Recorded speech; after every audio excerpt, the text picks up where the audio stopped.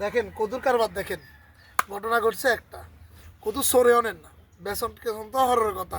কয়েকদিন আগে আমি ভিডিও করছিলাম যে কদু সরে হয়ে গেছে।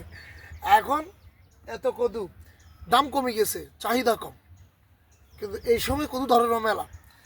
দুঃখের বিষয় হলো দেখেন সরে হয়ে গেছে একেবারে দূরে ঘুমায়। আমার ওই ছোটো লাউ ইন্দে তো ছোটো তেমন না, এরকম এরকম ছোটো হয়ে গেছে ওই একসাথে সারিয়ে আজকে কাটি ছোটো বস।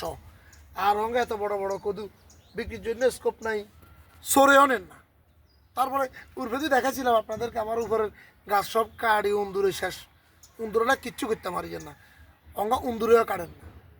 মানে বাংলাদেশের মানুষের ইচ্ছা খেচ্ছত, উন্দুরেরও ইচ্ছা খেচ্ছত, সরেরও ইচ্ছা খেচ্ছত।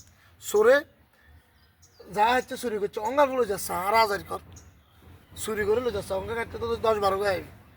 হ্যাঁ তখন চুরিও করতো না। দেখতে কত চাহিদা ছিল, আমার আগ্রহ ছিল, 10-15 দিনের ব্যবধানে না।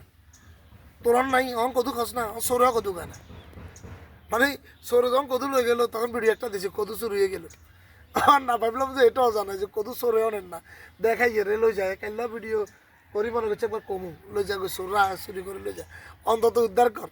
হাতে দিলে মানুষের নিব ইচ্ছা জায়গাও নাই।